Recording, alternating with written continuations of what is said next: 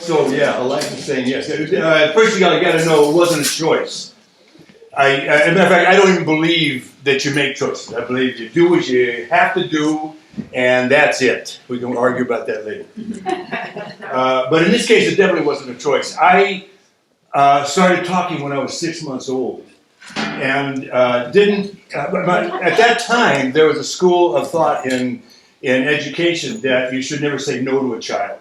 That you should find some more positive way of influencing his behavior.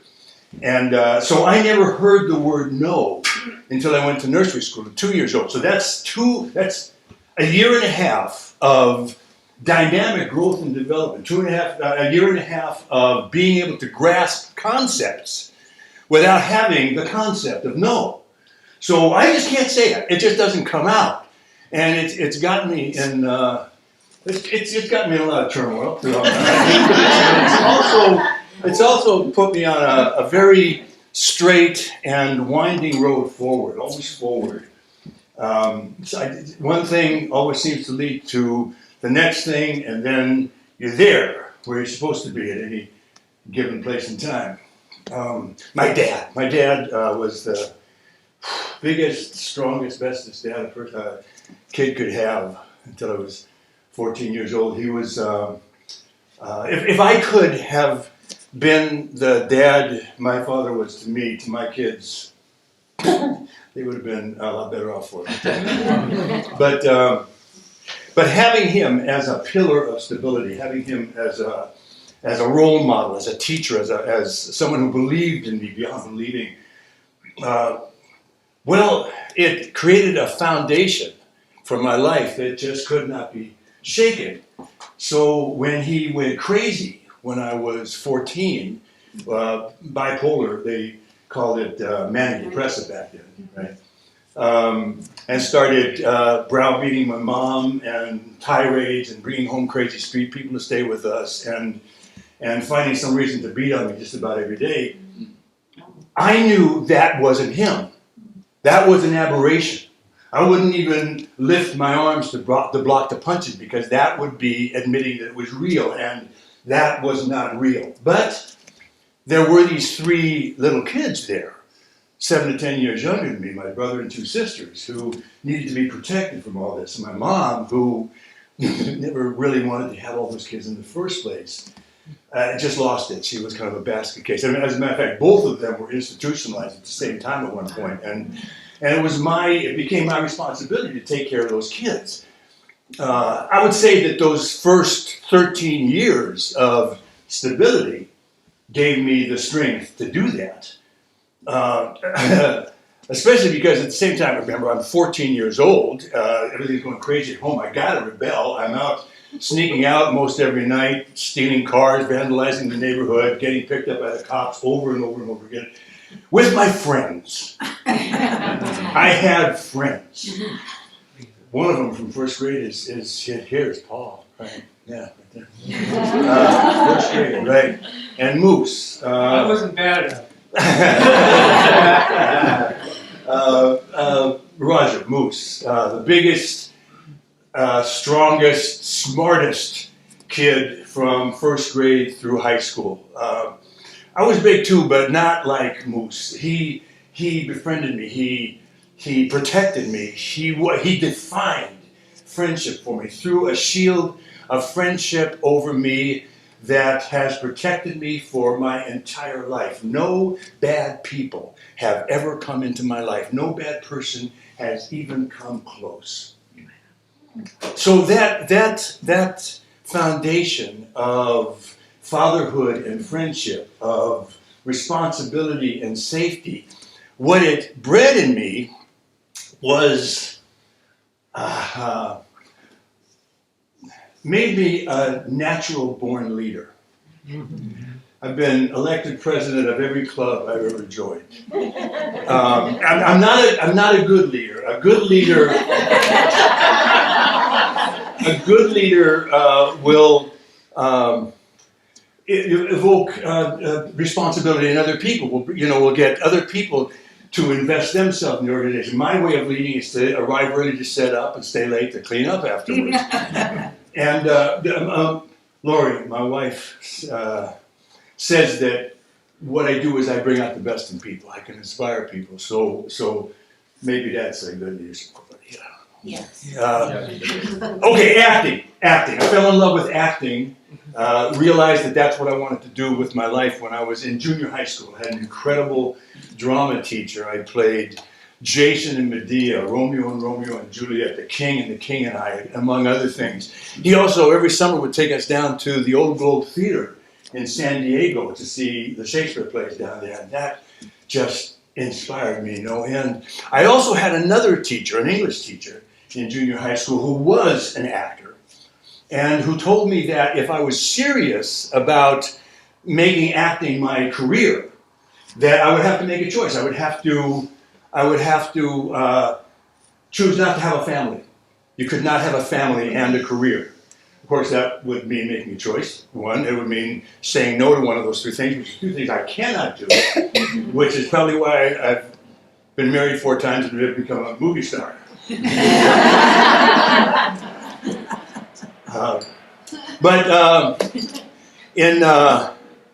high school, the theater department wasn't. It sucked.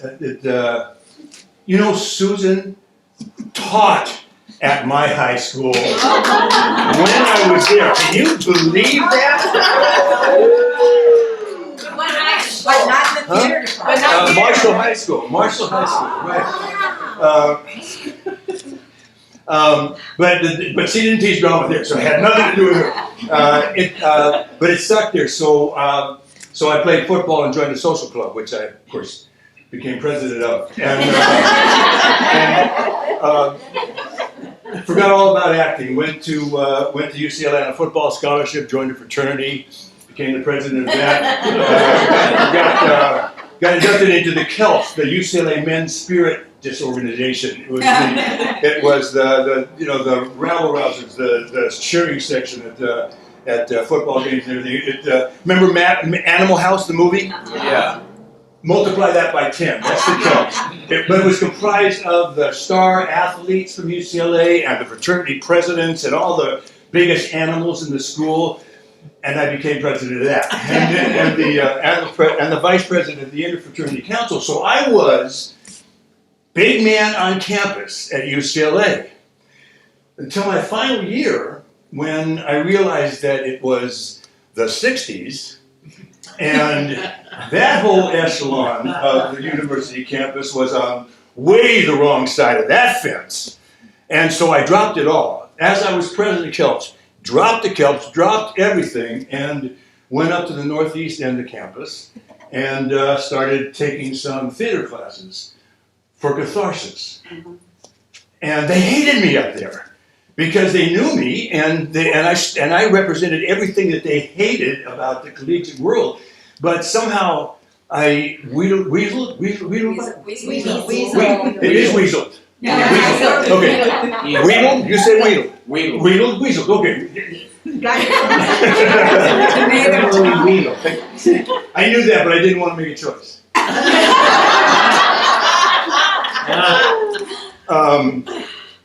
I did. I got in with a bunch of them, and I ended up living with a bunch of them in a big old Craftsman, a block off the beach in Venice. 7 people lived there. 15 people lived there. 7 of whom paid rent, and slept about 25 to 50 people there a night, because that's where everybody from the theater arts department at UCLA would come after rehearsal or after plays, and we'd party all night. It was called the Magic House, and the core of that group of guys became my brothers and remain my brothers to this day. One of them passed a couple of years ago, Jackie's husband. I also met a girl there at the Magic House and married her 6 months later, Joyce Riemenschneider. And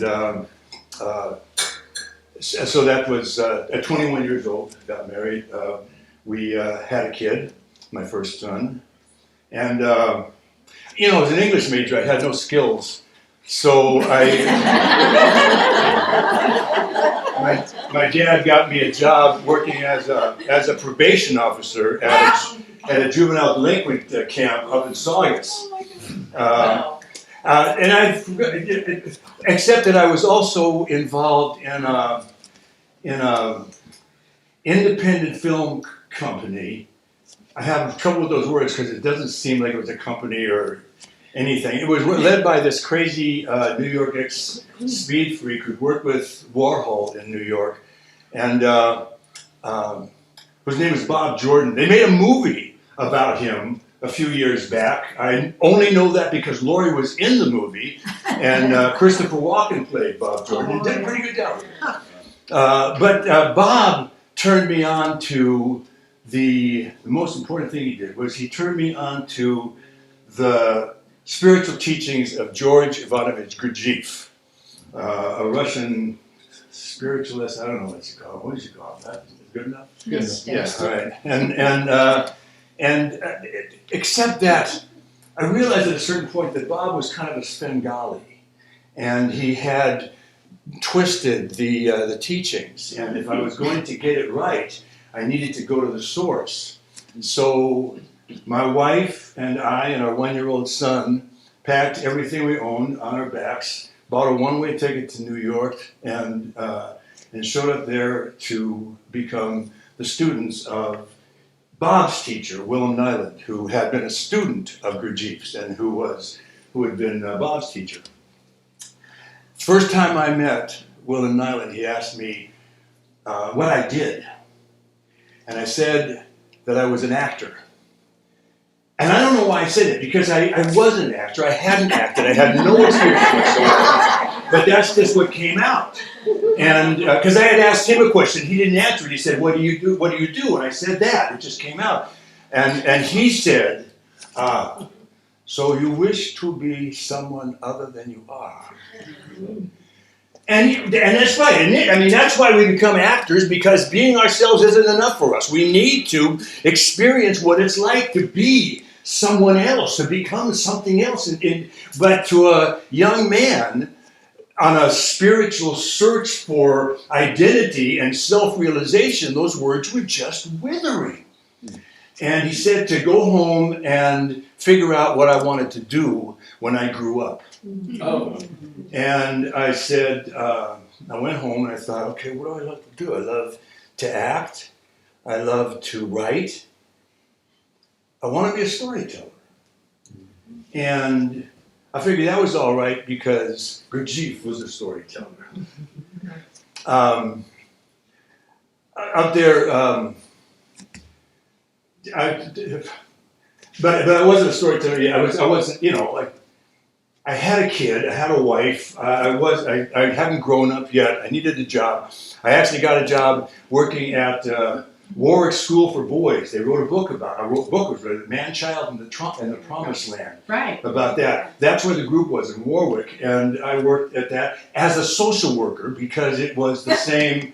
It was the same job description as probation officer in Los Angeles. So everybody else, all the rest of the social workers had gone to social work school, and they knew those things, and they knew how to separate themselves from their work.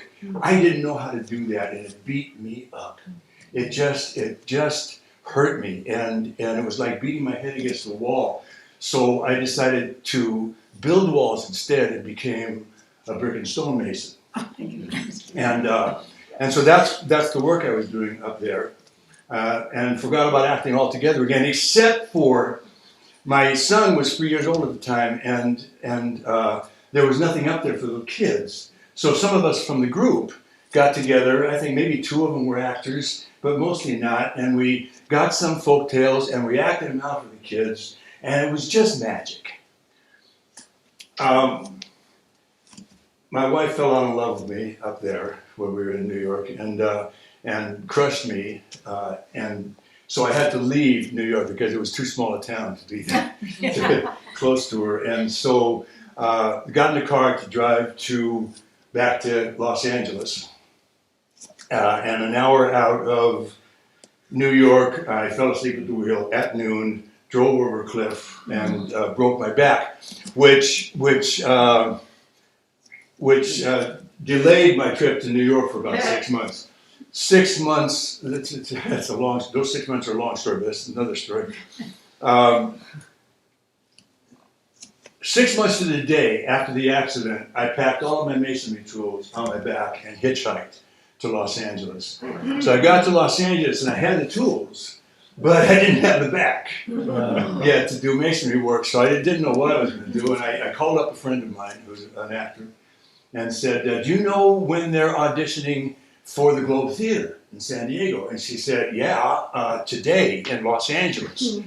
And so I called them up and they said, well, this is the last day of auditions, and we've already finished with non-equity, but come down and we'll see if we can squeeze you. And I went down and waited around for 5 hours and got cast. And so at that point, I'm 28 years old. I've gotten together with a girl I'd known in high school, Tony Joy Morales. And the three of us moved down to San Diego together. I say three because she had a daughter who became my daughter. And then down there we had a son together, Aram. And the three of us lived down there for 3 years. I never became a big, I had some leading roles down there, but I never became a big, name down there in San Diego. But our house was still the place that the Globe Theater Company would come to and party at night after the plays and stuff.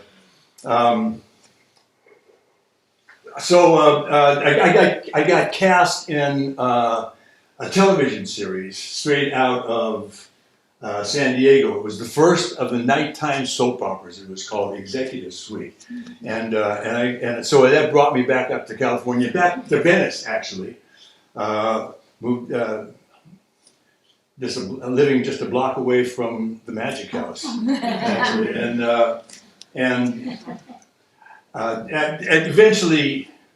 eventually, Tony and I fell in love with each other. Not really fell out of love with. We still love each other dearly, but more like brother and sister now. And we're living in Venice, and it's 1980, and I'm 28 years old, and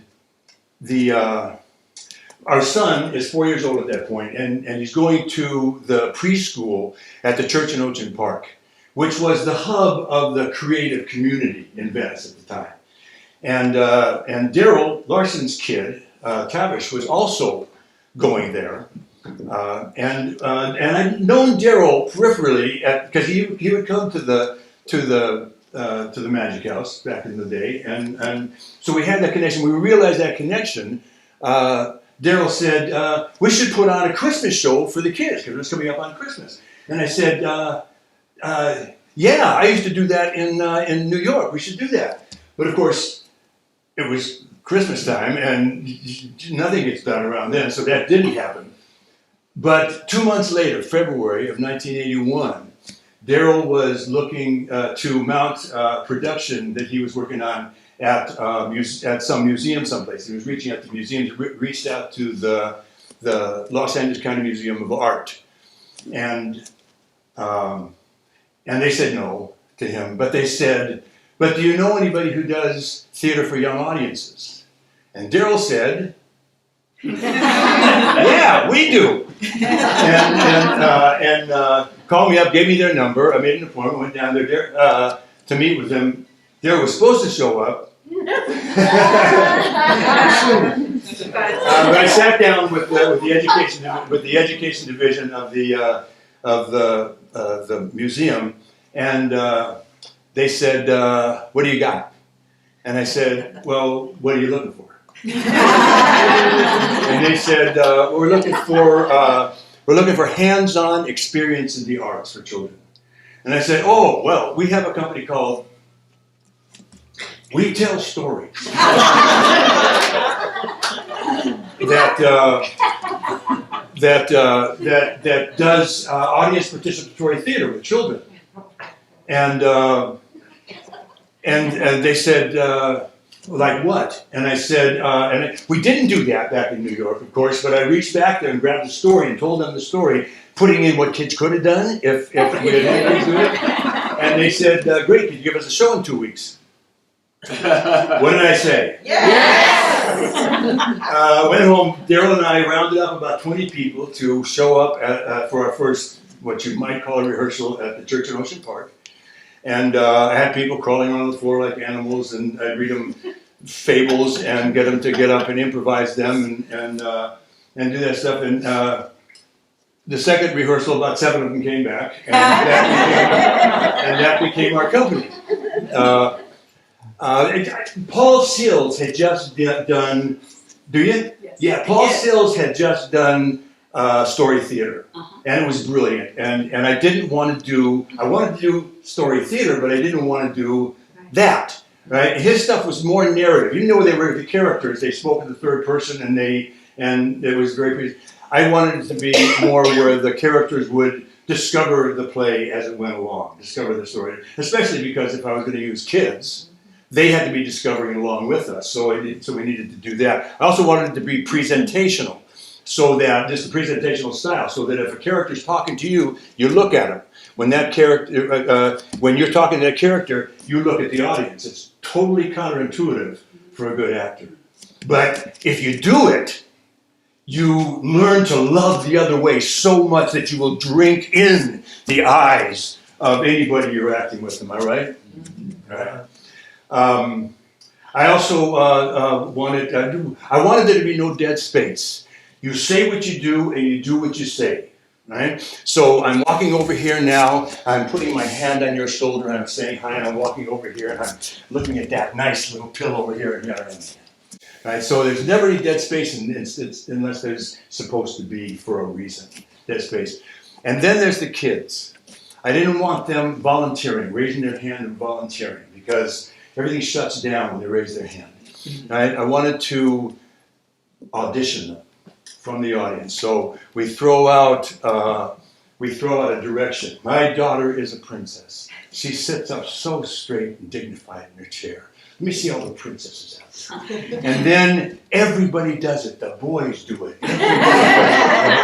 And you go and you find a kid that's really doing it, and you say, would you like to come up and be on stage with us? And she may say no, but at least she did it, right? But if she said yes, I've got a contract with her. And then I can expect her to do it up there. And then our job, when she gets on stage, is to give her prompts, and then to go with wherever she goes, to always make the children right. Mm-hmm. We actually got 3 weeks to put up that first show. And during those 3 weeks, I also shot a television pilot and met a girl and married her. A Swedish girl who needed a green card, and I was living, but I had a single dad with 2 kids. I needed help around the house. Kind of an instant replay of my first 2 marriages. But so that's one marriage every 7 years since I was 21, 28, 35. And I would do it one more time, 7 years later, to the one who kept me. Lori, my angel, please.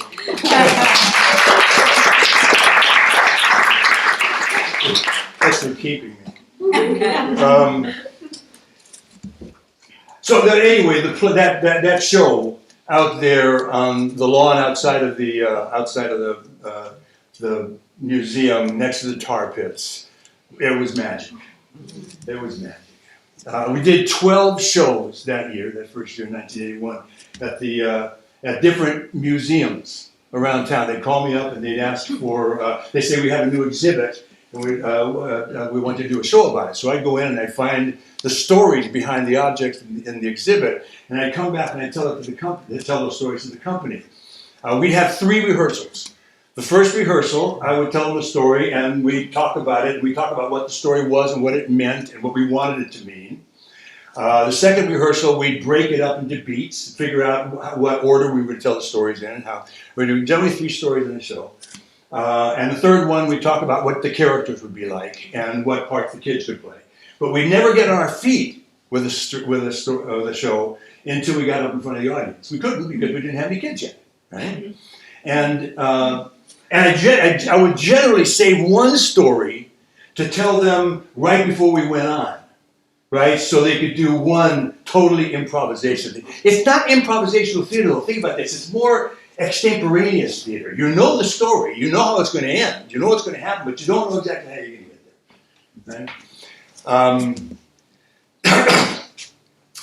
Okay, so 1981. 1981 was also the year that the Music Center, the Los Angeles Music Center, started its Music Center on Tour program.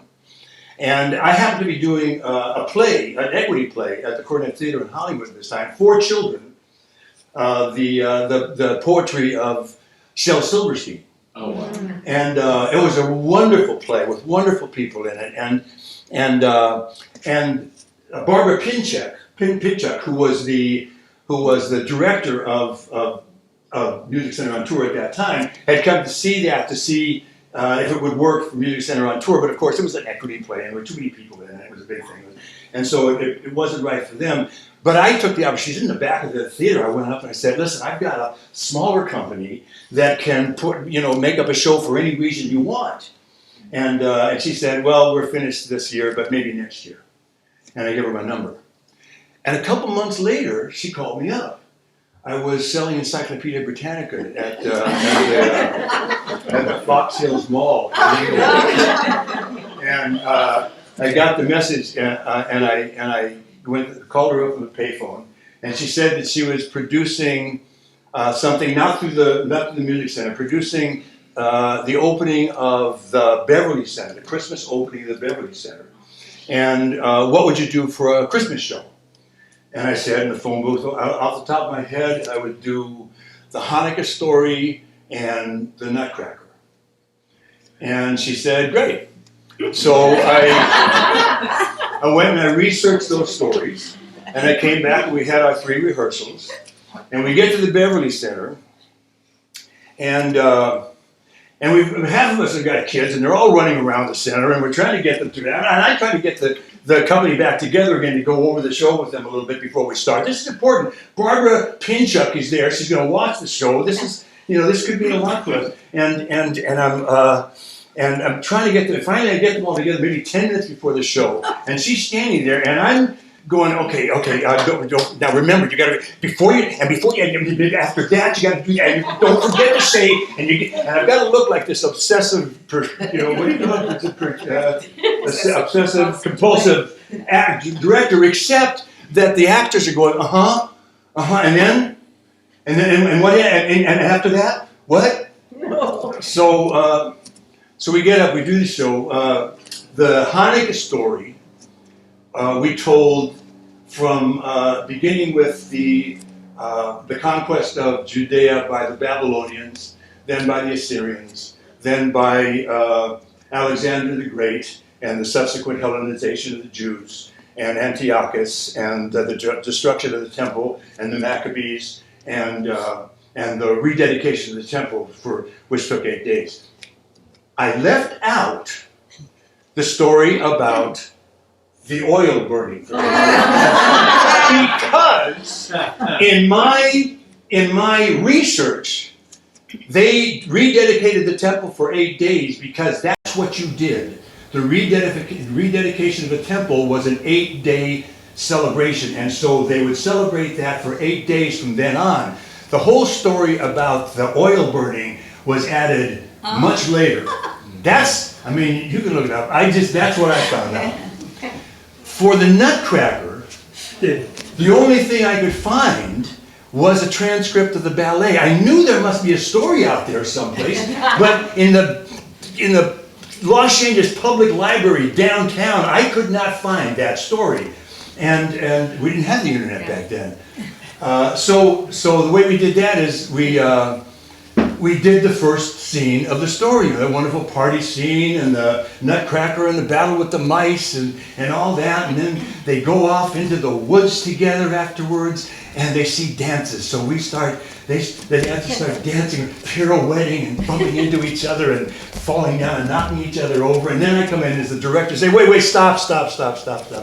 Then look, we're not dancers, we're actors.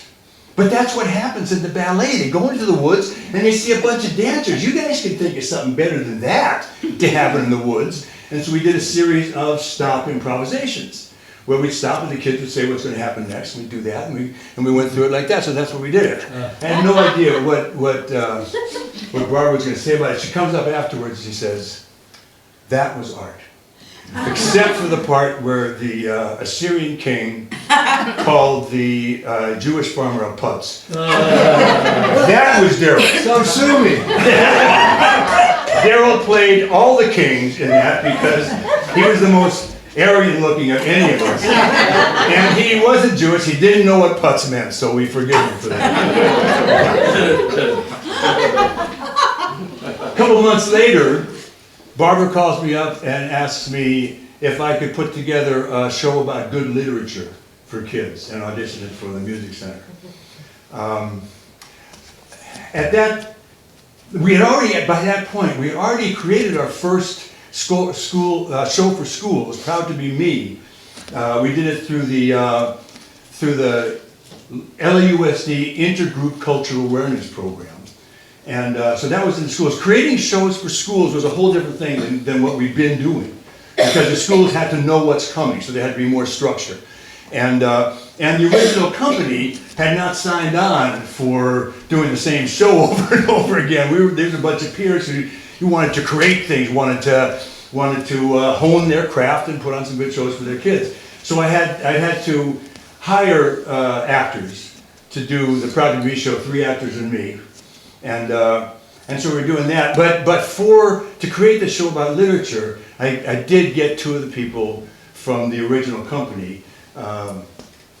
Stephanie Waxman, who was the first person that Daryl brought in, and Nietzsche Saboda, who I had worked with in the Shel Silverstein play. That's how he had gotten into the company. And the 3 of us put together the show called Let Them Eat Books. And it had, that first incarnation of the show had 3 stories, one by Lewis Carroll, one by E.E. Cummings, and one by Carl Sandburg, the 2 skyscrapers who decided to have a child. And it was a wonderful show, and since then we've added nearly 20 more stories to that show. So that's 1981. Anyway, back to Christmas, because that's where we're coming up on now. That's what we should be talking about. Back to Christmas and the Nutcracker. Winter of 1984. Is that right? Yeah, winter of 1984. The Nutcracker by E.T.A. Hoffman, illustrated by Maurice Sendak, hit the bookshelves, hit the bookstores. And it blew my mind. The way E.T.A. Hoffman tells a story within a story, within a story, within a story. And the next year, when we were asked to put something together for the first attempt at a Los Angeles Fringe Festival, it was going to be in the same park that we had done our show, the park right next to the tar pits there. And when they asked us to do a show for that, I thought, why not do the Nutcracker, and this time do it right? And I'll get the people from the old company together with the people from the guy I got now, and we'll get it all together and we'll put on this show. And there were about 15 of us. No way I could get 15 people together for 3 rehearsals. So what I did was I got them there early that morning, and I told them the story, and I told them what parts they'd play. and then how we do it, and then I sent them off into little groups to figure out how they were going to do their scenes, right? And it was magic. I keep saying that. I keep saying this was magic because if you're going to do this kind of work, you got to believe in magic. But the operative word in that sentence is work. Because the magic won't happen if you don't believe it in the first place. But it still won't happen if you don't work really, really hard to make it happen.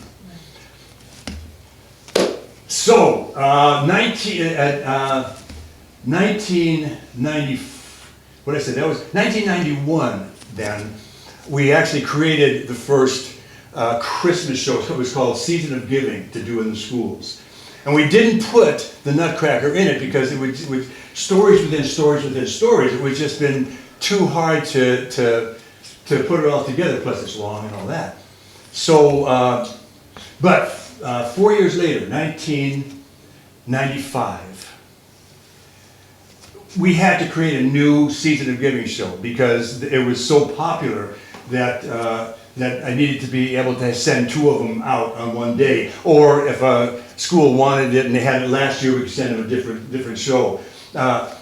You got to understand, at this point, 1995-96 season for Retail Stories, at that point, we're doing 1,300 shows a year. Wow. We're doing, that year alone, we did 1,200 workshops.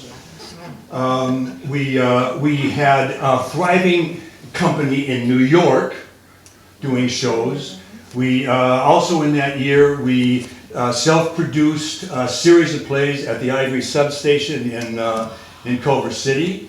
We also opened that same year. We also opened. We were the first people ever to be on the stage of the Skirball Cultural Center. We would later in later years, subsequent years, we would also be the first people on the stage of the Getty Center and the first people on the stage of the Getty Villa when it reopened. But again, that year I had 24 actors working all the time. What else? And aside from the new Season of Giving show, we also created 3 other shows that year. New Wives' Tales, stories of myths and folk tales about women. Choosing My Way, which was actually a second Proud to Be Me show, which was about journey, personal journey, and Earth Tales, ancient stories from ancient cultures about our relationship to the earth. But the new Season of Giving show, it was comprised of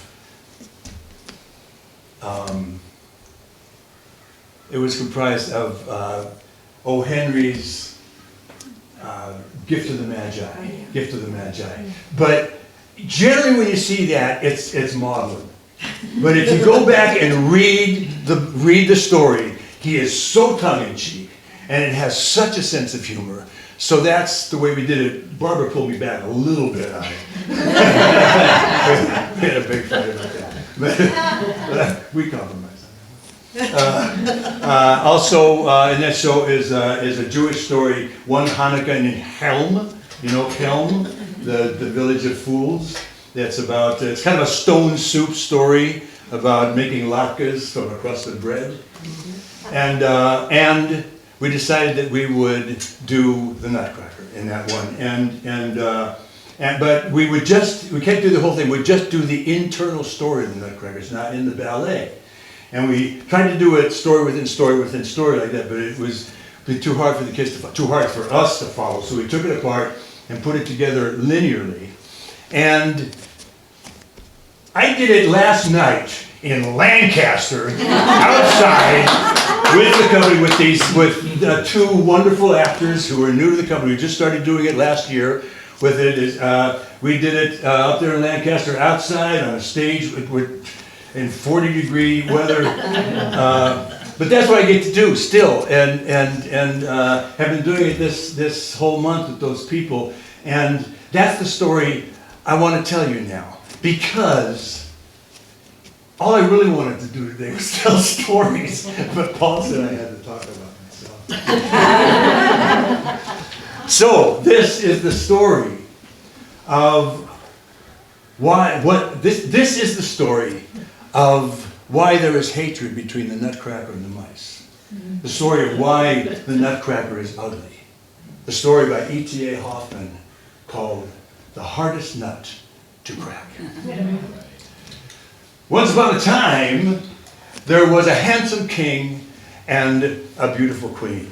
Oh, how they loved being handsome and beautiful. I know a lot of people believe that real true beauty can only be seen in the inside, but not them. They were so happy to be handsome and beautiful. That's all that mattered.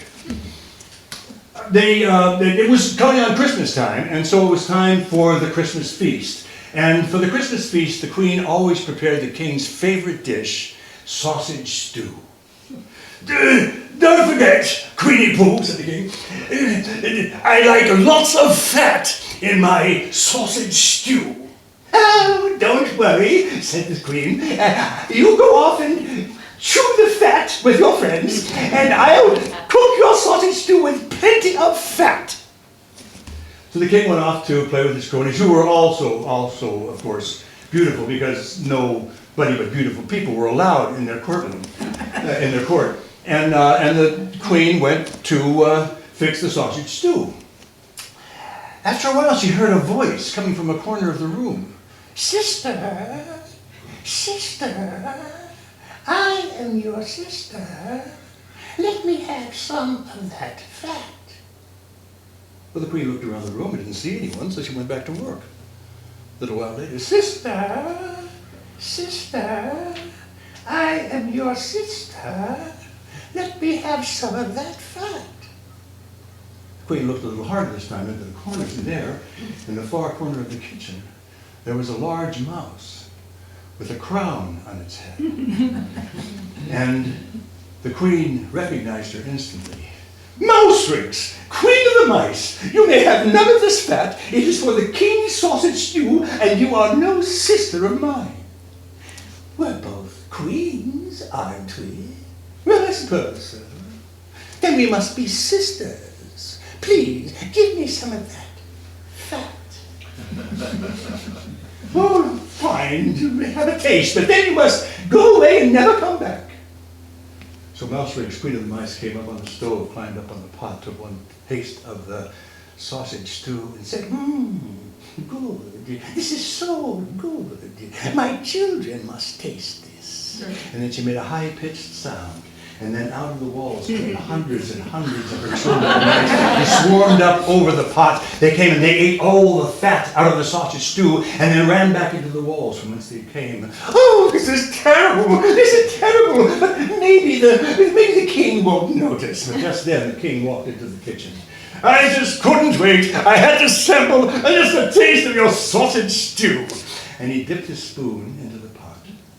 And he blew it first to cool it down a little bit. And then he took a taste.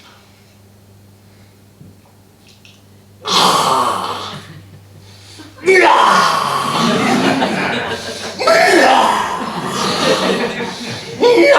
enough fat! I know, it's not my fault, it's not my fault. Mouse Reeks, queen of the mice, and her children came in and ate all the fat. I must have my revenge. I'll call for my wizard and chief watchmaker, Drosselmeyer. And then, as if by magic, as if he had been standing in the room all along and nobody had noticed, as if he had already known that the king was going to call, there was Drosselmeyer in his black cape and his three-cornered black hat and a black patch over his left eye. What do you command, my king? Drosselmeyer, I want you to build a better mousetrap and catch mouse finks and their children. They ate all the fat out of my sausage stew. As you wish, my king. And he slipped silently out of the room.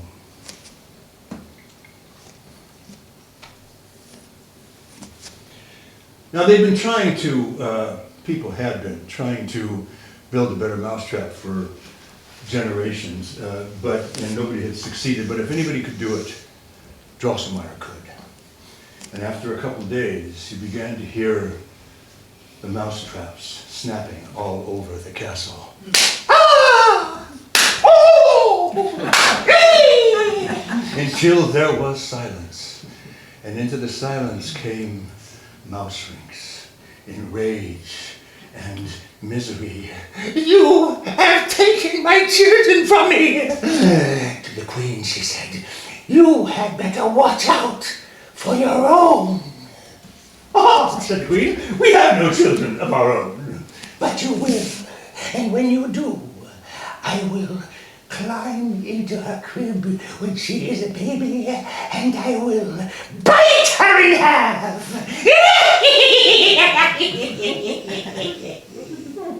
And she was gone. Well, time passed, and the king and the queen did have a baby. They named her the Princess Perlipat, and she was the most beautiful child that the kingdom had ever seen. I know a lot of people say that true beauty can only be seen in the inside, but hey, she was beautiful right there in front of their eyes, and that's all the king and queen cared about. Now, they didn't forget about the threat of Mouserinks. They knew that their child needed to be protected at night, and normally most parents would do that themselves, but the king and the queen could not stand guard over their princess all night. They needed their beauty rest. So they got a good, sturdy cat to watch over the kid. And normally, any normal house cat will be proof against any normal mouse, but Mouserinks was no normal mouse. She was a queen, and she had magic. And one night, when the baby Perlipat was asleep, when all the castle was asleep, Mouserinks stole into the baby's bedroom. She hypnotized the cat until it fell asleep. She climbed up on the railing of Perlipat's cradle, and she was about to bite her in half when she said, wait, I have a better idea. In the morning, when you rise, your parents will get a big surprise.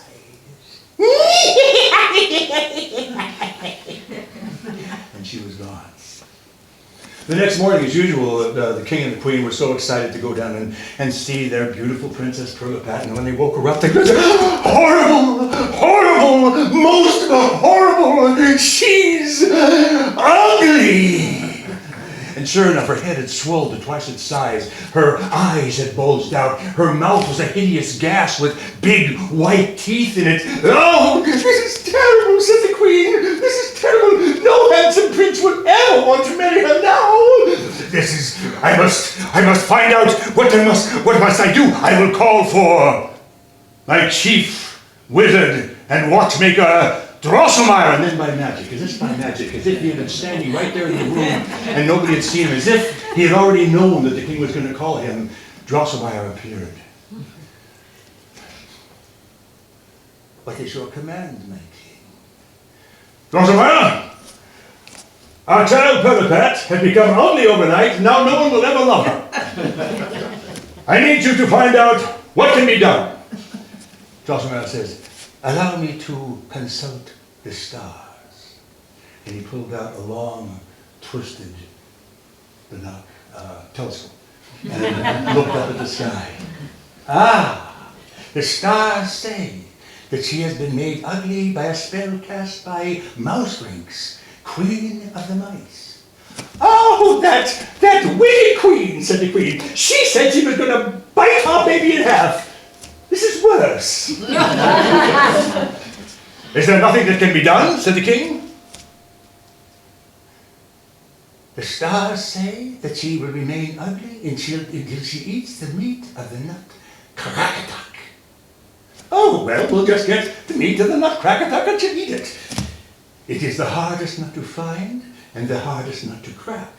Oh, we can find anything and crack anything.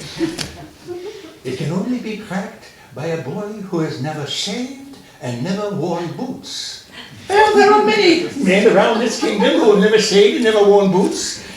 And after he cracks the nut, he must take 7 steps backwards with his eyes closed. 7 steps backwards with his eyes closed? Impossible! Oh, this is terrible! This is terrible! No, what are we going to do now? Drosselmeyer, this is all your fault. You built the traps to kill the mice that angered Mouse Rinks, and now you must find the nut and find the boy to crack it. I'll give you 15 minutes. 15 minutes? Okay, 15 days. 15 days? Okay, 15 years. But if you haven't done it in 15 years, you must return to the castle, and I will throw you in the dungeon forever. And they whisked the princess out of the chamber and locked her in a little room where no one would be able to see her, or talk to her, or play with her. But she had such a good heart inside of her that inner beauty never faded. Drosselmeyer went off to search the world for the Nutcracker, the hardest nut to find and the hardest nut to crack, and the boy who had never shaved and never worn boots and could take 7 steps backwards with his eyes closed and not fall down to crack the nut. And in 15 years he had no luck, and it became time for him to return to the palace. But first, before I return, I will go and I will visit my brother Drosselmeyer to say goodbye one last time. And he went and he knocked on his brother Drosselmeyer's door. Brother Drosselmeyer! Brother Drosselmeyer! His brother came out. Yeah, Brother Drosselmeyer, what's up? That's the way the guy's doing it right now. Oh, Brother Drosselmeyer, woe is me, woe is me. Yeah, what is your woe? Well, no, forget your woe. Woe is me too. Oh? What is your woe? Well, I bought this nut from a nut seller and I can't seem to crack it. Is that the Nutcracker? Yeah, that's what the nut seller said.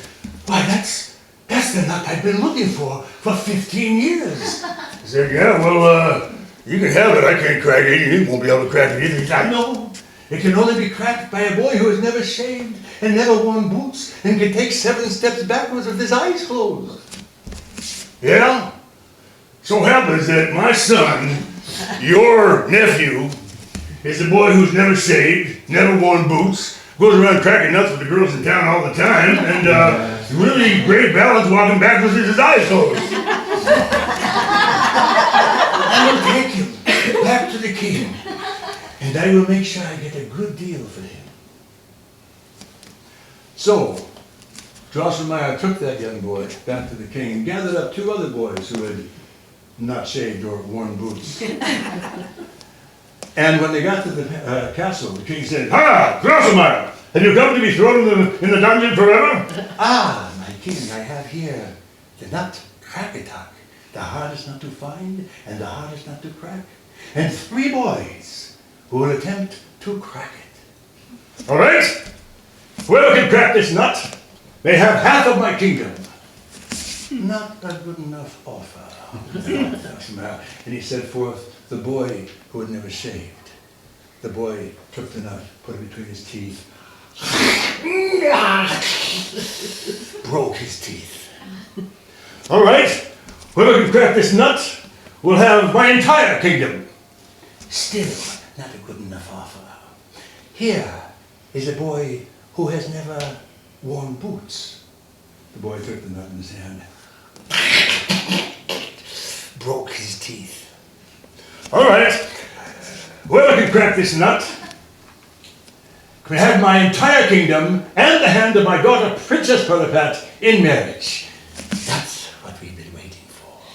Here, king, is my own nephew, a boy who has never shaved, yes, but more important than that, he is a boy who has never worn boots, yes, but more important than that, he is a boy who can take 7 steps backwards with his eyes closed, yes, but more important than that, he is a boy who can see beneath what a person looks like on the outside and see their true beauty on the inside. Oh, stop talking nonsense. Just crack the nut.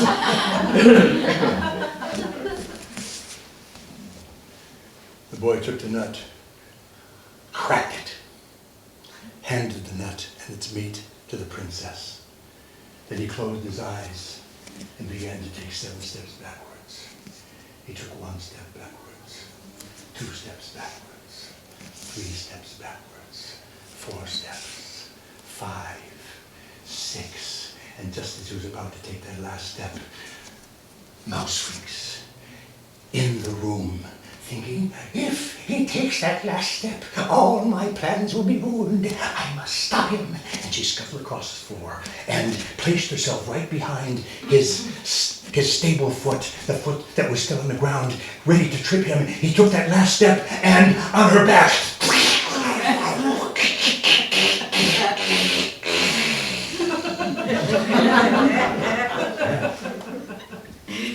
Princess Prudipat took a bite of the meat, and she was instantly as beautiful on the outside as she was on the inside again. Mouse rings. I will die from this step you just took on me. But one day, my brother, the king of the mice, the 7-headed king of the mice, will come back and avenge my death. And until that time, you, young Nutcracker, will be ugly. And immediately his body shrunk down, his head grew large, his eyes bulged, his mouth became a hideous slash with big white teeth. Oh, look at him, said the queen. He can't marry our daughter, he's ugly. And they whisked Princess Prudipat out of the room. She tried to protest because she had a good heart and she knew that he had a good heart as well, but in those days, little girls always did what their mothers told them to. Especially if their mother was the queen. And the Nutcracker stood there, so dejected because he had fallen in love with the princess. He had fallen in love with her heart. And he just stood there. And he stood there. And he stood there. Until presently he turned into wood. And would remain that way until another little girl many years later fell in love with him, as ugly as he was, to wake him up and defeat the 7-headed king of the mice. And that's all the time I have for today. Time to go back to our own separate ways, back to our hurries and scurries and worries, and let's not forget that we all can tell Stories.